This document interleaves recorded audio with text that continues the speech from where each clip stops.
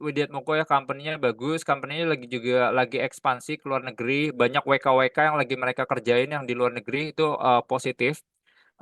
Mereka kontraknya panjang, off taker-nya adalah, dari PLN, kontraknya panjang dan model kontraknya itu ada adjustment dari sisi inflasinya 3%.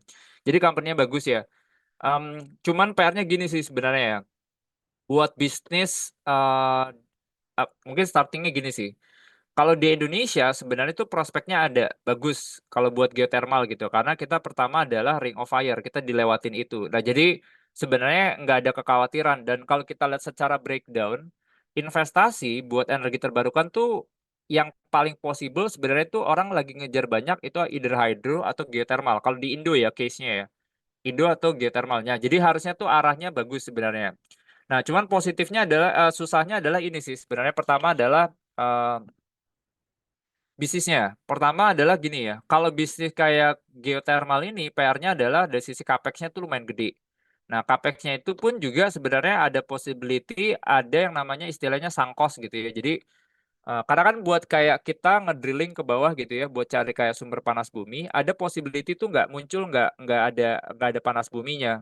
Walaupun seismiknya udah secanggih apa, orang bisa bilang bahwa ini kayak 50-50, bahkan lebih rendah dari 50-50 ya. Nah, jadi itu yang resiko yang pertama. Nah, yang kedua sebenarnya adalah masalah transisi energi sih ya. Jadi kalau teman-teman coba liatin karena ini capex-nya gede, ada kayak sunk cost-nya juga gede gitu ya. Nah, secara levelized cost of electricity LCOE-nya itu tuh masih lebih mahal dibandingin sama yang kayak modelnya pakai gas atau misalnya kayak pakai batu bara. Nah, jadi itu sih sebenarnya ya, sampai nanti kayak cost per kWh-nya itu mungkin udah beda-beda tipis, nah baru tuh ideal sebenarnya. Nah, jadi itu sih sebenarnya nih Pak Widiatmoko nih PR-nya buat, ke PGEO. Jadi itu sih, cuman yang kalau kita ngomongin buat jangka panjang harusnya sih masih bagus ya, karena kalau kita lihat tren di globalnya, tren levelized cost of electricity, hydro, geothermal itu tuh trennya tuh turun terus gitu ya. Turunnya itu karena apa? Karena pertama adalah dari sisi, advancement dari sisi teknologinya. Kedua adalah kayak alat-alatnya itu jadi lebih murah. Jadi itu yang akhirnya translasi depresiasinya juga jadi lebih murah. Nah jadi itu sih, Pak Widiatmoko ya.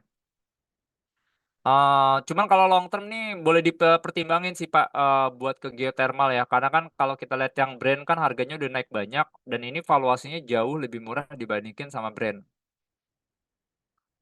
Pak Rahmat, Pak Niko view-nya BTN dan Tugu gimana?